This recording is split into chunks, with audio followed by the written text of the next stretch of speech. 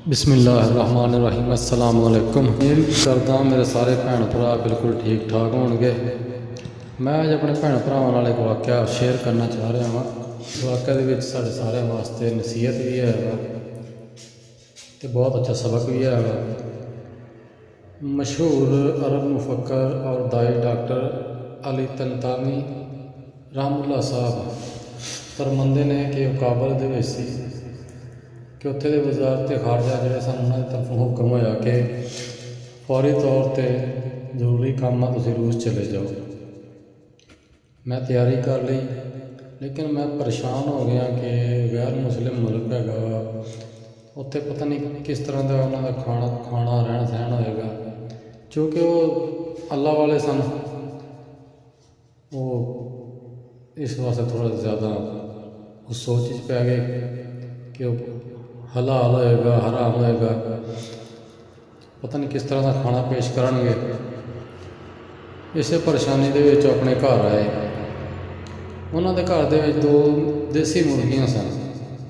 Doctor साहब की बेगम ने देखा कि डॉक्टर साहब परेशान ने, उन्होंने 2 मुर्गियां ज़िबा करा के अच्छी तरह तैयार करवा के उन्होंने दे दित्तियां कि जी दोनों मुर्गियां तुसीं लै जाओ, जदों तक तुहाडा इन्हां दे नाल काम चलेगा गुजारा करियो, बाकी फिर अल्लाह पाक तो छड़ दिओ, तुहाडे वास्ते कोई ना कोई बंदोबस्त करेगा। वो कहंदे ने जी जिवें मैं उत्थे पहुंचण नाल ही एक मुसलमान शेख सीगा, उन्हें मेरे अपने घर दे विच दावत करती। मैं दावत खाण वास्ते हाले उहदे घर की तरफ निकलिया सीगा। रस्ते दे विच मैनूं एक औरत नज़र आई, भुख नाल निढाल, उहदे बच्चे भी सड़क किनारे खड़े। मैं उन्हां नूं वेख के बेअख्तियारी मैं दोनों मुर्गियां उन्हां दे हत्थ च पकड़ाइयां।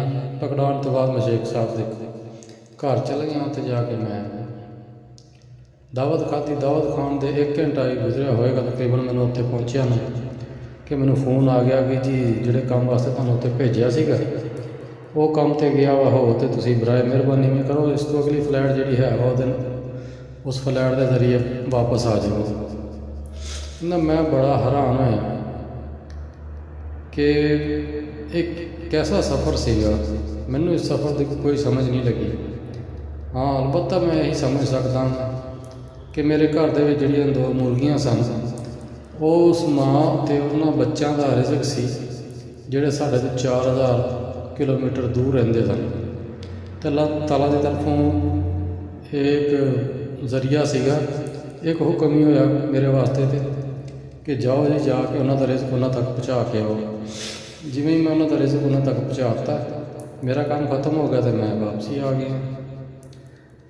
ये सानू एक सबक मिलता वा, जिहड़ा असीं दुनिया के पिछे भजदे हैं दिन रात, देखते नहीं है कि हलाल है हराम है, बस भाजो नस पईओ नफसो नफसी का आलम हैगा वा।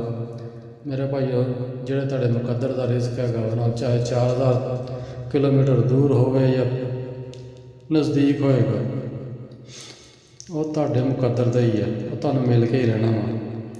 अगर तुहानूं मेरी वीडियो पसंद आई है तो लाइक तो शेयर तो मेरे चैनल को सबसक्राइब जरूर करियो। तो तुहाडे सारिआं तो मेरी एक गुजारिश है कि एक बार दरूद शरीफ पढ़ के इस वीडियो में अगे शेयर जरूर कर दियो, बहुत मेहरबानी होगी।